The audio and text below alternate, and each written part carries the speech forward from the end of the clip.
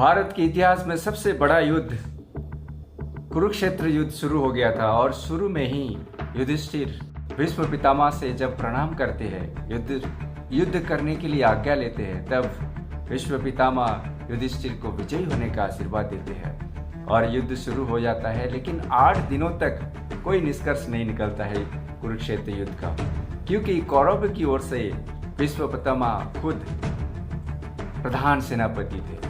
इसलिए जब कृष्ण ने कहा कि जब आपके विजय के बीच में स्वयं बाण लेके खड़े हैं भीष्म पितामह, तो आप विजयश्री का आशीर्वाद लौटाने के लिए जाइए। जब अर्जुन और युधिष्ठिर विजयश्री का आशीर्वाद लौटाने गए भीष्म पितामह के पास, तो उन्होंने अपने आप को इस युद्ध से हटाने के लिए मार्ग बता दिए। उन्होंने बताया कि अगर कोई नारी मेरे सामने आ जाए तो भीष्म पितामह, तुम्हारा ये भीष्म पितामह अस्त्र रख देगा, तब तुम्हें इस बूढ़े भीष्म पितामह को हटाने में कोई तो कठिनाई तो नहीं होगी ना युधिष्ठिर।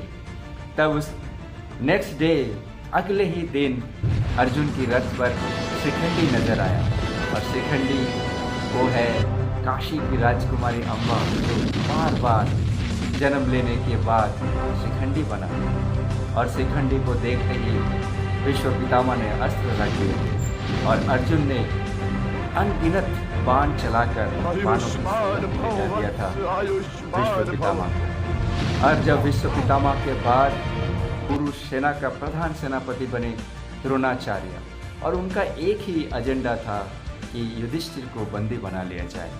लेकिन उसमें एक ही अड़चन था, वो है अर्जुन और श्री कृष्ण। इसलिए पहला दिन उन्होंने बंदी बना नहीं सका। तो नेक्स्ट डे उन्होंने युद्ध नीति ऐसा बनाया कि हम चक्रव्यूह का रचना करेंगे, वो भी बिना कहे। अर्जुन को भनक तक भी नहीं पड़ना चाहिए चक्रव्यूह का, और श्री कृष्ण को भी। द्रोणाचार्य दुर्योधन से कहा, श्री कृष्ण और अर्जुन को इस रणभूमि से दूर ले जाने के प्रबंध करो, मैं युधिष्ठिर को बंदी बना लूंगा, क्योंकि मैं कल चक्रव्यूह का रचना करूंगा। लेकिन एक साधारण सेना को पता चल जाता है कि द्रोणाचार्य ने चक्रव्यूह का रचना किया है। तब धन सुशर्मा को ठीक करते हैं कि वो कल अर्जुन से युद्ध नहीं करेगा, अर्जुन को ललकारेगा और उसको दूर भगा ले जाएगा। और ठीक वैसा ही हुआ। इसलिए हम दोनों भाई सुशर्मा और उसके भाई त्रिगद नरेश सुशर्मा और उसके भाई अर्जुन को ललकारा और उसको दूर भगा ले गया। जब तक युधिष्ठिर को इस चक्रव्यूह के बारे में पता चलता है, तब तक लेट हो चुका था, तब तक विलंब हो चुका था, क्योंकि सुशर्मा श्री कृष्ण और अर्जुन को भगा ले गया था रणभूमि से। तब अभिमन्यु सामने आता है। इस संकट की घड़ी में अभिमन्यु को सामने आता देख युधिष्ठिर कहते हैं कि हे अभिमन्यु, इस संकट की घड़ी में तुम सामने क्यों आ रहे हो? तब अभिमन्यु कहते हैं, हे बड़े पिताश्री, मैं चक्रव्यूह में प्रवेश करने का मार्ग जानता हूँ, क्योंकि मुझे सिर्फ प्रवेश करना ही आता है, लेकिन मुझे निकलना नहीं आता है उसमें से। ठीक है, तुम जाओ, हम सब तुम्हारे पीछे पीछे होंगे। तुम जो द्वार खोलोगे हम उसे बंद होने ही नहीं देंगे। लेकिन उस समय एक दिन के लिए जयद्रथ उस 5 पांडव से भारी होने का वरदान मिला था उनके पिताश्री से। इसलिए उस एक दिन जयद्रथ उस 5 पांडव को रोक लिया था।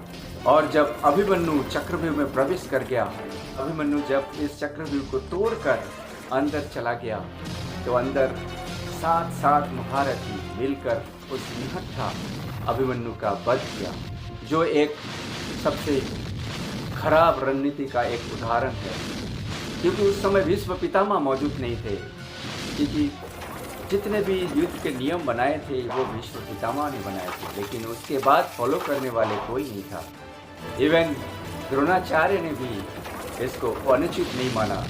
7 महारथी ने मिलकर घेर कर उस बालक अभिमन्यु का वध किया। तो आखिर आप देख लीजिए कि किस तरह से 7 महारथी मिलकर एक बालक सा महारथी को घेर कर मार डाला है। और उसमें कर्ण भी भागीदार था, क्योंकि कर्ण उस हर अधर्म का भागीदार है, उस दुर्योधन का। इसलिए आप चाहे कितना भी कर्ण का चरित्र को आगे बढ़ाए, चाहे आप कितना भी गुणगान कर ले दानवीर कर्ण का, लेकिन कर्ण भी उस अभिमन्यु वध में भागीदार भी था। अभिमन्यु का उस दिन का पराक्रम देखकर सारे महारथी चकरा गए, क्योंकि ऐसा भी कोई बालक महारथी हो सकता है। उस दिन अभिमन्यु दिखाया कि मैं भी श्री श्री वासुदेव श्री कृष्ण का शिष्य हूँ। तो आप इस युद्ध को स्वयं ही देख लीजिए। मैं चक्रव्यूह का निरीक्षण करता हूँ और उस स्थान पर पहुँच जाता हूँ जहाँ से प्रवेश करना संभव है। ठीक है वत्स, हम तुम्हारे साथ होंगे। सेनापति, वत्स अभिमन्यु चक्रव्यूह में प्रवेश कर जाए, आप दूसरे योद्धाओं समेत वहां पहुंचे। जो आज्ञा। जाओ, यशस्वी भाव। चलो सारथी।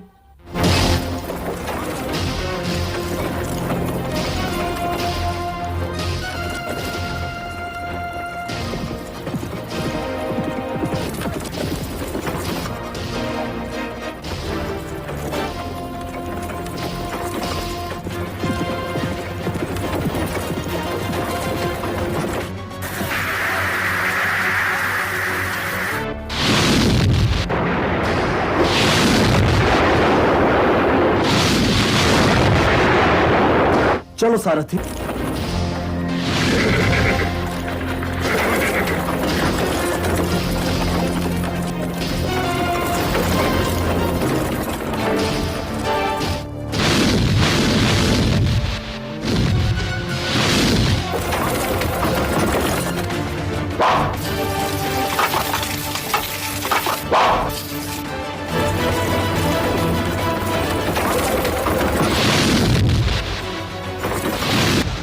मद्र नरेश, सावधान कुलगुरु, सावधान अंगराज कर्ण, सावधान अश्वत्थामा,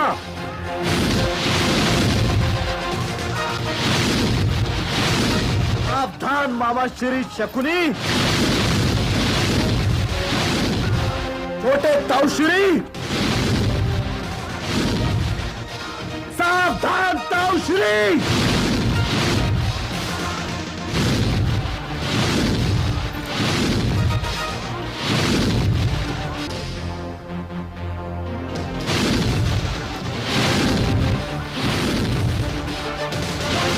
सावधान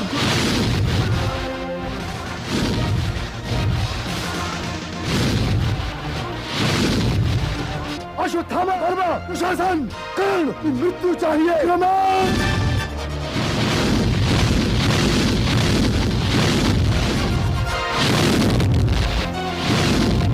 हे श्रेष्ठ भारद्वाज पुत्र, मैं आपके शिष्य महारथी अर्जुन का पुत्र अभी पूछना चाहता हूँ। अरे नियम भूल चुके हैं जो स्वयं गंगा पुत्र भीष्म ने बनाए थे। ये नियम नहीं बना था एक योद्धा से एक योद्धा ही युद्ध करेगा। युद्ध कर बारी मृत्यु निश्चित है, जाने का द्वार बंद हो चुका है। वीर होते हैं वो भागने का मार्ग खोजते भी नहीं ताऊश्री।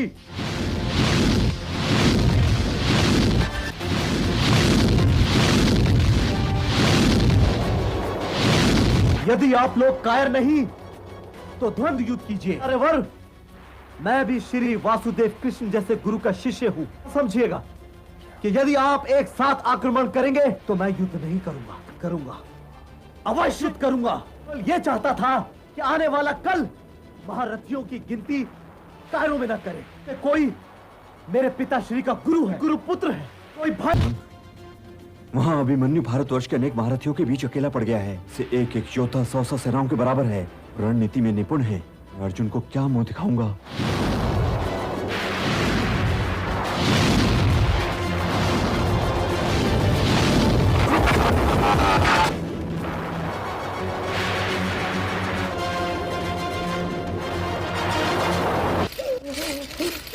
ये दुर्भाग्य है आप जैसे कायरों के हाथों वीर गति को प्राप्त हो रहा है। इसके उपरांत भूमि से पूछिएगा पुत्र कायर भारतीयों से कैसे लड़ा। जान रहे हैं योद्धा का यही धर्म है, हत्या योद्धा पे आक्रमण करे। परशुराम शिष्य रणनीति है।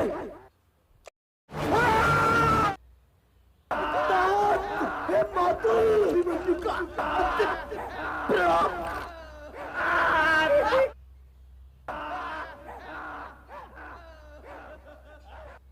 अगर आपको ये वीडियो अच्छा लगा हो तो एक लाइक आपके इस चैनल को जरूर कीजिएगा और आपके चैनल को सब्सक्राइब कर हमें मोटिवेशन दिलाइए, ताकि मैं महाभारत को और गौरवान्वित कर पाऊँ और आपके समक्ष मैं एक और एपिसोड को रख पाऊँ। मिलते हैं एक और महाभारत के पर्व के साथ, तब तक के लिए जय महाभारत, जय श्री कृष्ण।